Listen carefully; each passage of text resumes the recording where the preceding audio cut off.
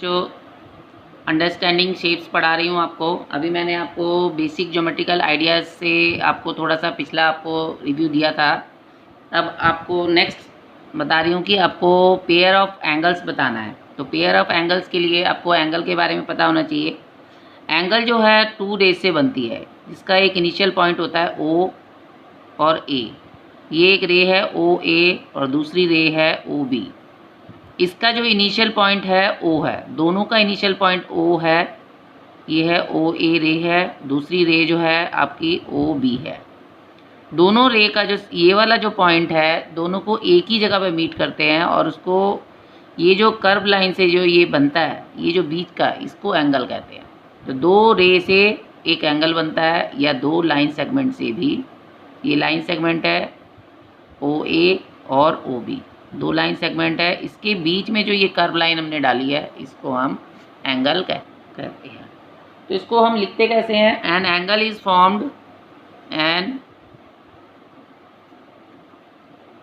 angle is formed by two different rays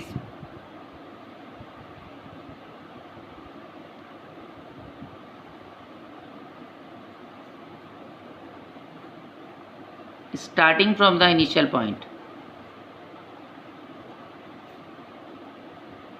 from the initial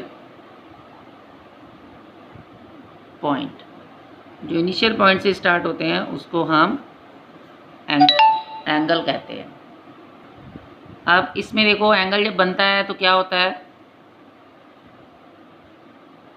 ये जो O से लेकर के जो A तक है और O से लेकर के जो B तक है, O A और ये है OB, इन दोनों को हम क्या कहते हैं? इसकी आर्म कहते हैं। ये भी एक आर्म है, ये भी एक आर्म है, और ये जो इनिशियल पॉइंट O है, इसको हम कहते हैं वर्टेक्स। तो एक एंगल में एक वर्टेक्स होते हैं और एक वर्टेक्स होता है और दो इसमें आर्म होती हैं। तो आर्म इसमें कौन कौन सी हैं? OA एक आर्म है और दूसरी आर्म है OB। एक आर्म ये वाली है OA और दूसरी आर्म है OB, और वर्टेक्स इसका है O इसका वर्टेक्स है। अब इसको हम लिखने के भी दो तरीके होते हैं। एंगल का एक साइन होता है, एंगल को जब भी हम लिखते हैं इसका एक साइन होता है। तो इसको हम दो तरीके से लिख सकते हैं, एंगल BOA, और हम इस तरीके से भी लिख सकते हैं एंगल AOB। हमेशा जो ये जो जहाँ पर एंगल बनता है, जहाँ वर्टेक्स जो होता है, वो हमेशा सेंटर में होता है। एक बार हम BOA ऐसे लिख सकते हैं और AOB इस तरफ को भी लिख सकते हैं, ऐसे भी लिख सकते हैं और ऐसे भी लिख सकते हैं। पर आपको ध्यान रखना है कि सेंटर में आपका ये एंगल वाला पार्ट आएगा, ये आपका सेंटर में ही होना चाहिए। इसको एंगल O भी कह सकते हैं। तो इस चीज़ का आपको ध्यान रखना है। अब हम पढ़ेंगे पेयर ऑफ एंगल के बारे में। एक कॉम्बिनेशन ऑफ टू एंगल्स, जहाँ पर दो एंगल का कॉम्बिनेशन होता है, उसको हम कहते हैं पेयर ऑफ एंगल्स। जैसे इसमें पहला एंगल है adjacent angle.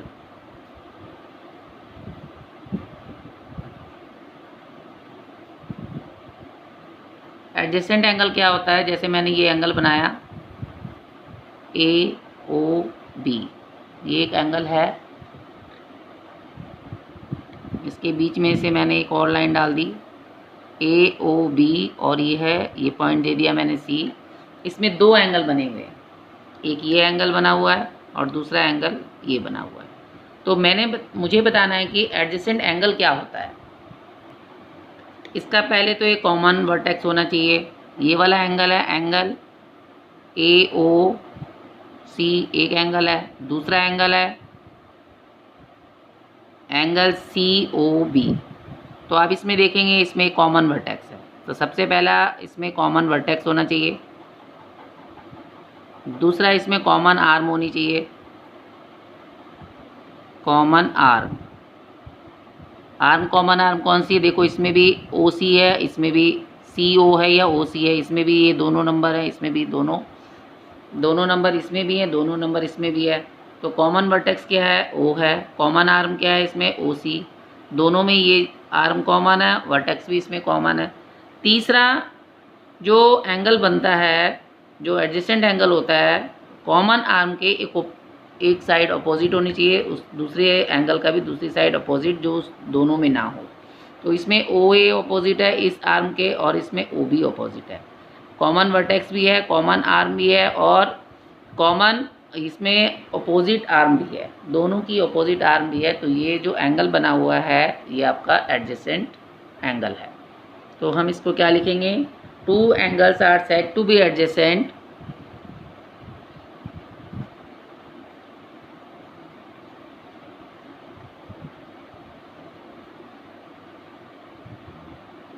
if they have a common vertex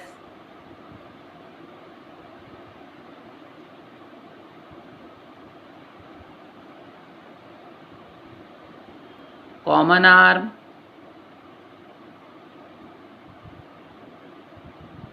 between two other arm, यानी कि ये जो दो अदर आर्म है इन दोनों के बीच में कॉमन आर्म होनी चाहिए।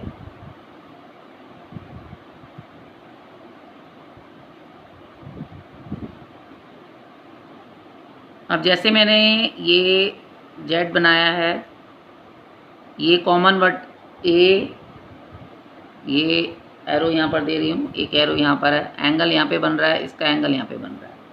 तो आप देखो इस केस में क्या हो रहा है, ये जो वर्टेक्स है यहाँ पर ओ वर्टेक्स है, ये बी वर्टेक्स है, ओ ए बी सी, इसका कॉमन वर्टेक्स ये है, ये यहाँ पर इसका वर्टेक्स ये है, यहाँ पर इसका वर्टेक्स ये है। तो दोनों में क्या है? कॉमन वर्टेक्स नहीं है।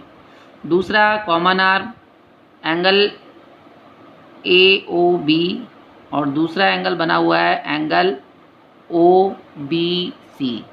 अब देखो ओ बी सी, अब ओ बी इसमें भी है, ओ बी इसमें भी है, इसमें कॉमन आर्म है।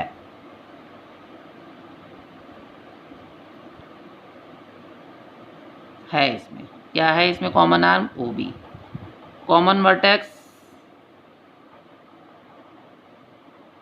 इसमें नहीं है, इन दोनों में ही कॉमन वर्टेक्स नहीं है, क्योंकि इसका वर्टेक्स ओ है, इसका वर्टेक्स बी है। तो they are not said to be adjacent. तो इस वाले एंगल को हम एडजेसेंट एंगल नहीं कहेंगे। They are not said to B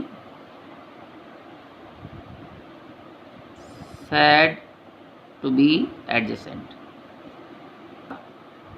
ये एंगल आपका एडजेसेंट नहीं है। दूसरा है लीनियर पेयर।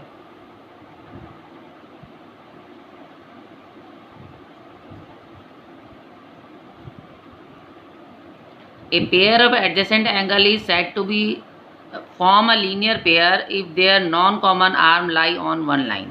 अब ये एक लाइन बनाई मैंने, इस लाइन में एक मैंने लाइन अलग से डाली है, इसका ये वाला एंगल और ये वाला एंगल, इस लाइन को मैं नाम दे रही हूँ ए बी, ये पॉइंट है ओ, और ये है आपका सी। अब देखो इसमें आपका ये एडजेसेंट एंगल भी बन रहे हैं, ए ओ एंगल ए ओ सी, और दूसरा एंगल क्या है इसमें? C O B, angle C O B. ये एंगल का साइन आपको ज़रूर डालना है। अगर आप एंगल का साइन नहीं डालेंगे तो भी आपके मार्क्स कट जाएंगे। ये लाइन आपको ज़रूर डालना है। इसमें देखिए कॉमन वर्टेक्स है,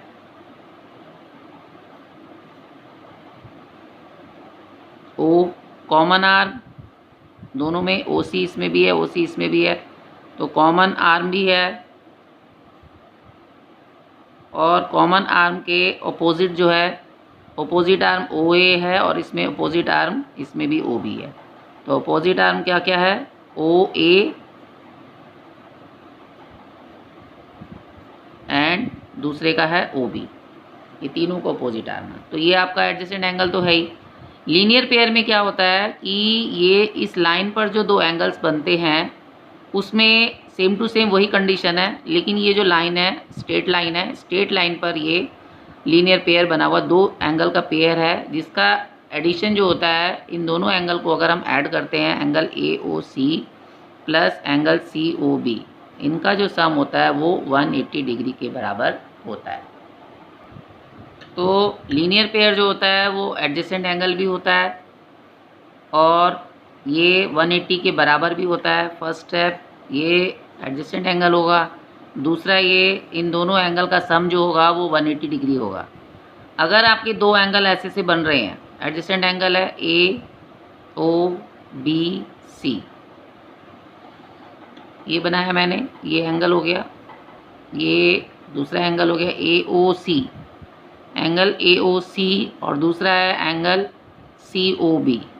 इसमें कॉमन वर्टेक्स भी है, कॉमन आर्म ओ सी भी है, और इसके अपोजिट साइड भी एक आर्म है और इसके अपोजिट साइड भी। तो ये तो एडजेसेंट एंगल है।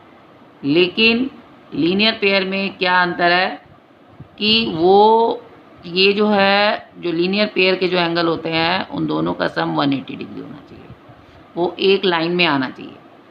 अगर वो एक लाइन में नहीं है लीनियर पेयर, यानी कि वो 180 डिग्री में अगर नहीं है, तो वो एंगल जो होगा लीनियर पेयर नहीं होगा। तो ये दोनों एंगल जो है लीनियर पेयर नहीं है।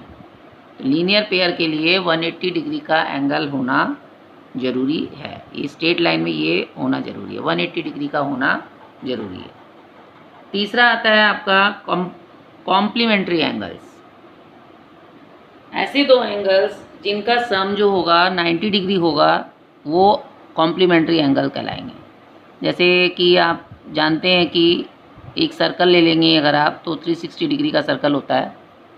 इसमें हर एंगल जो होता है 90 डिग्री का होता है। चार एंगल 90 डिग्री, 90 डिग्री, 90 डिग्री, और ये एंगल भी होता है 90 डिग्री। चारों को आप ऐड करेंगे तो 9 1 जा 9, 9 2 जा 18, 9 3 जा 27, 9 4 जा 36। तो चारों एंगल मिला करके ये जो होते हैं 360 डिग्री के होते हैं। तो कॉम्प्लीमेंट्री एंगल जो होता है, ये मैंने ये बनाया, ये बीच में से मैं एक लाइन डाल रही हूँ। तो ये जो पूरा एंगल है वो 90 डिग्री का है। ये पूरा एंगल 90 डिग्री का है, ए ओ बी, और ये है आपका सी।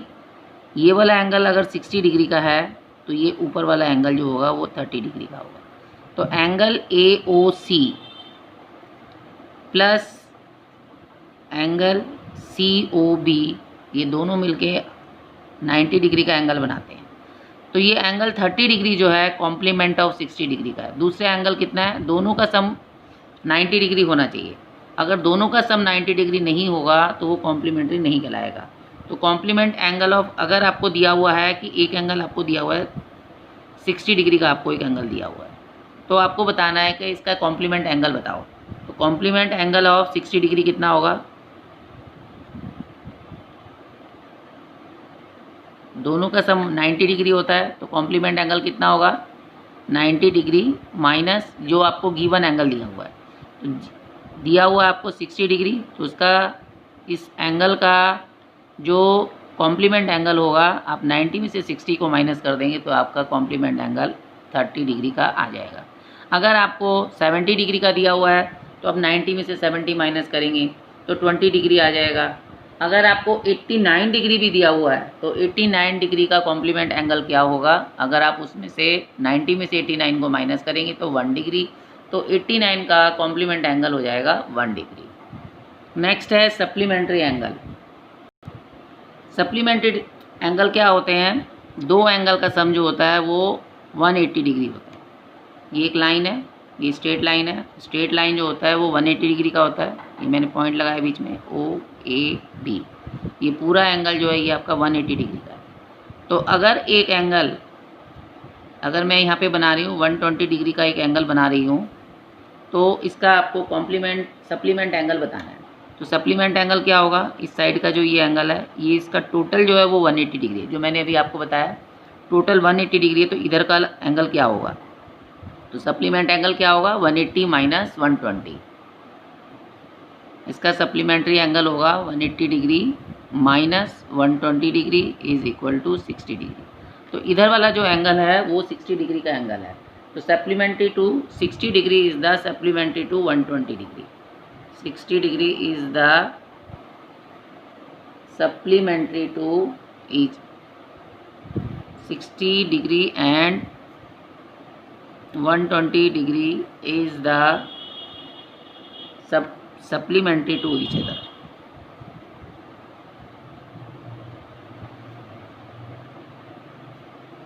तो ये दोनों एंगल जो हैं एक दूसरे के सप्लीमेंट्री एंगल है। अगर आपसे 60 का पूछा जाता है तो सप्लीमेंट्री एंगल ऑफ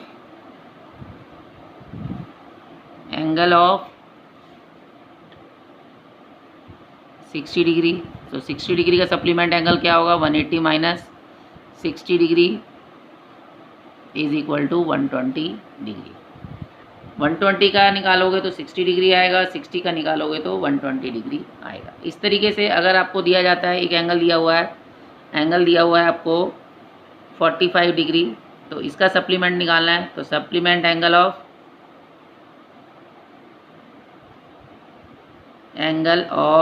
45 डिग्री क्या करोगे? 180 माइनस 45 डिग्री, 10 में से 5 माइनस करोगे 5, 17 में से 4 माइनस करोगे तो 135 डिग्री। तो 45 डिग्री का सप्लीमेंट्री एंगल जो है वो आ जाएगा 135 डिग्री। और अगर आपसे पूछा जाए 135 का सप्लीमेंट्री एंगल बताओ, तो वो क्या होगा? वो हो जाएगा आपका 45। तो नेक्स्ट, अगर आपसे बोला जाता है कि 0 डिग्री का सप्लीमेंट्री एंगल बताओ, तो 0 का सप्लीमेंट्री एंगल क्या होगा? 180 degree minus 0 is equal to 180 degree. वो तो सेम आ गया है। तो ये जो है नॉट सेटिस्फाइड है, ये सप्लीमेंट्री एंगल नहीं होगा। तो उसके लिए आपको ये वाला जो एंगल है 0 से मोर होना चाहिए, ज़्यादा होना चाहिए। अगर 1 डिग्री भी होता है, तो अगर आपको 1 डिग्री का सप्लीमेंट्री एंगल निकालना है तो आप क्या करोगे? 180 degree minus 1 is equal to 179 degree. तो ये दोनों जो है वो सप्लीमेंट्री एंगल होंगे, लेकिन ये दोनों सप्लीमेंट्री एंगल नहीं होंगे। नेक्स्ट है vertically opposite angles. Vertically opposite angles क्या होते हैं? जब दो लाइन आपस में इंटरसेक्ट करती हैं। इंटरसेक्टिंग पॉइंट ये है, ए बी एक लाइन है और बी सी एक लाइन है, दोनों को ओ पॉइंट पर इंटरसेक्टिंग कर रही है ये, तो इसको कहते हैं O is the intersecting point. अब इसमें क्या होता है, अपोजिट जो एंगल्स होते हैं, ये वाला जो एंगल है ए ओ सी, इसका अपोजिट जो है बी ओ ए बी और ये है सी डी। ये वाला जो एंगल है इसका अपोजिट एंगल ये वाला है और इस साइड का अपोजिट एंगल ये वाला है। तो ये वाला एंगल इस साइड के इक्वल होगा, ये वाला एंगल इस साइड के इक्वल होगा। तो इसमें ये कॉमन वर्टेक्स तो होता है, लेकिन इसकी कॉमन आर्म नहीं होगी। ये वाला एंगल, ऊपर वाला जो एंगल है नीचे वाले एंगल के बराबर होती है। लेकिन आप इसको लाइन ऐसी नहीं डालेंगे, ये लाइन आपकी पूरी कंप्लीटली लाइन होनी चाहिए। अब देखो, अगर मैं इसको खींच रही हूँ तो ये लाइन गड़बड़ हो रही है, तो ये नहीं है। आपको लाइन ही खींचनी है, ऊपर वाला एंगल नीचे वाले एंगल के बराबर होगा, नीचे वाला एंगल, ये इधर वाला एंगल इसके अपोजिट साइड के बराबर होगा। कैसे करते हैं? तो इसको मैं एक आपको एक एग्ज़ाम्पल से बता रही हूँ कैसे करेंगे इसको। देखो, मैंने फिर से x बनाया है, ये इसको x भी कहते हैं। इसको मैंने नाम दे दिया है। 4 एंगल बनेंगे, 1 2 3 4। अब आप देखेंगे, अब मैं इसको अलग से कर रही हूँ इस तरह से। ये 1 है, ये एंगल 2 है। अब आपको इसमें क्या दिखाई दे रहा है? ये स्ट्रेट लाइन दिखाई दे रही है और ये एंगल 1 है और ये एंगल 2 है। ये आपको लीनियर पेयर भी दिखाई दे रहा है। ये एक लाइन है, उस पर 2 एंगल बने हुए हैं, ये स्ट्रेट लाइन दिखाई दे रही है। तो एंगल 1 प्लस एंगल 2, ये आपको क्या दिखाई दे रहा है? ये 180 डिग्री का है, क्योंकि ये स्ट्रेट लाइन पर है। ये क्या है? आपकी स्ट्रेट लाइन। दूसरा देखिए, अब मैं अगर इसको ये वाली लाइन ले लेती हूँ, ये वाली लाइन मैंने ली, ये वाली लाइन ली, इसके ऊपर ये लाइन है, यहाँ पर ये लाइन है, इसको मैं बोल रही हूँ ए बी और ये है आपका सी डी। तो मैंने ये लाइन खींची है, अब यहाँ पर सी डी खींची है और यहाँ पर मैं खींच रही हूँ ए बी और ये है डी।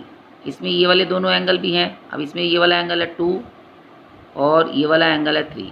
तो एंगल 2 प्लस एंगल 3, ये भी कितना होगा? 180 डिग्री का होगा, क्योंकि ये आपको यही बता रहा है कि क्योंकि ये भी एक स्ट्रेट लाइन है। स्ट्रेट लाइन के दोनों एंगल, यहाँ पर ये भी लीनियर पेयर दिखा रहा है।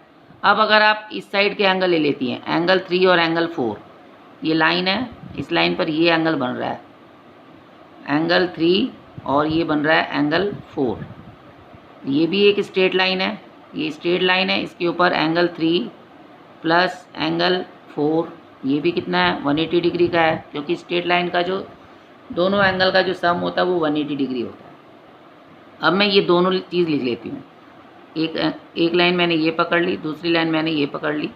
एंगल 1 प्लस एंगल 2 बराबर है 180 डिग्री के, और एंगल 2 प्लस एंगल 3 ये भी 180 डिग्री के बराबर है। इन दोनों को हटाएंगे तो ये वाला एंगल जो है, ये दोनों एंगल दोनों एक दूसरे के बराबर है। एंगल 1 प्लस एंगल 2 बराबर हो जाएंगे एंगल 2 प्लस एंगल 3 के। दोनों तरफ ही एंगल 2 और एंगल 2 है, तो इसको कैंसिल कर देंगे, तो यहाँ क्या बचेगा, एंगल 1 ये बराबर हो जाएगा एंगल 3 के। अब एंगल 1 कौन सा है, ये देखिए फिगर में आप देखेंगे तो एंगल 1 ये वाला है, और एंगल जो 3 है वो इधर वाला है, बिल्कुल अपोजिट साइड वाला। ये वाला आपका एंगल 1 है और ये वाला आपका एंगल 3 है, तो बिल्कुल देखो ये अपोजिट साइड के एंगल है। उसी तरीके से दूसरा केस जो है, इसमें एंगल जिस तरह से 1 के बराबर एंगल 3 होगा, उसी तरीके से 2 के बराबर भी एंगल 4 होगा। तो एंगल 2 इक्वल टू एंगल 4। तो इसीलिए मैंने आपको बताया जो वर्टिकली अपोजिट एंगल क्या होते हैं, आमने सामने के जो एंगल होते हैं ये एक्स की फॉर्मेशन में बना हुआ होता है, ये एक्स की तरह बना हुआ होता है, और इसके अपोजिट साइड के जो एंगल होते हैं वो इक्वल होते हैं। आप इसको इस प्रॉपर्टी के द्वारा भी करके देख सकते हैं, तो इस प्रॉपर्टी से आपको पता चल जाएगा। एंगल 1 एंगल 2 के, एंगल 1 और एंगल 2 जो है वो 180 डिग्री का है। एंगल 2 और एंगल 3 ये भी 180 डिग्री का है, क्योंकि ये वाली स्ट्रेट लाइन बन गई है। इधर से देखेंगे तो ये स्ट्रेट लाइन है, 3 और 4 एक दूसरे के बराबर है। इसको हटा देंगे तो ए और बी स्ट्रेट लाइन है, इसके इधर का एंगल 1 और एंगल 4 भी 180 डिग्री के बराबर है। इन दोनों का सम 180 डिग्री है, इन दोनों का सम 180 डिग्री है, इधर से इनका सम 180 डिग्री है, और इधर से इसको हटा देंगे तो इधर का सम भी 180 डिग्री है।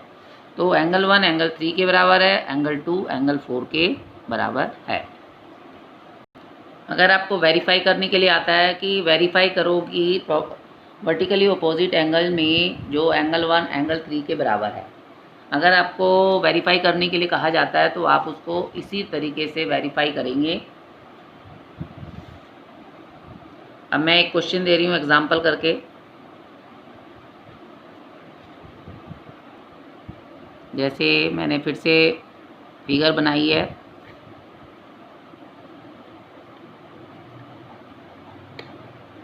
एंगल 1 2 3 4। एंगल 1 जो है 40 डिग्री का है, ये सेंटर पॉइंट O है, ये आपकी लाइन है AB, ये है CD, ये दिया हुआ है 40 डिग्री को।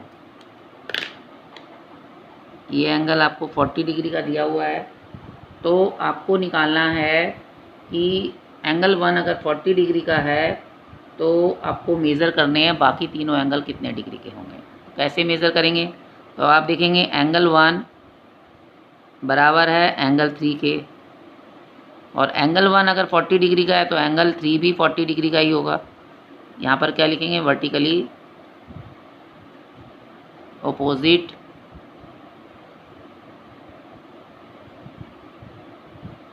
एंगल, एंगल 3 भी हो गया। एंगल 4 कैसे निकालेंगे, एंगल 4 इज़ इक्वल टू, कैसे निकालेंगे एंगल 4, एंगल 4 और एंगल ये वाला 1, एंगल 4 प्लस एंगल 1, ये दोनों एंगल इस लाइन पर है, ये आपकी स्ट्रेट लाइन है, स्ट्रेट लाइन पर ही ये दोनों एंगल हैं, तो दोनों एंगल का सम कितना होगा, वो 180 डिग्री होगा। यहाँ पर साइड में क्या लिखेंगे, या तो आप लीनियर पेयर लिख सकते हैं या आप स्ट्रेट लाइन भी लिख सकते हैं। स्ट्रेट लाइन के एंगल का जो सम होता है वो 180 डिग्री होता है, इन दोनों में से आप कुछ भी लिख सकते हैं। तो एंगल 4 आपको निकालना है, एंगल 1 आपको दिया हुआ है 40 डिग्री, दोनों मिला करके आता है आपका 180 डिग्री, तो एंगल 4 कितना हो जाएगा, 4 को आप यहीं छोड़ेंगे, 180 डिग्री में से ये प्लस का नंबर इधर जाके माइनस हो जाएगा, तो एंगल 4 निकल जाएगा आपका 180 में से इसको माइनस करेंगे तो 140 डिग्री आ जाएगा। अगर एंगल 140 डिग्री का है, ऊपर वाला अगर 140 डिग्री का है तो एंगल 4 इक्वल होगा एंगल 2 के, ये भी एंगल 4 140 डिग्री का है, तो एंगल 2 भी 140 डिग्री का हो जाएगा, क्योंकि ये वर्टिकली अपोजिट एंगल है ऊपर नीचे। ये भी 140 डिग्री का हो जाएगा। तो यहाँ पर आप क्या लिखेंगे, वर्टिकली अपोजिट एंगल।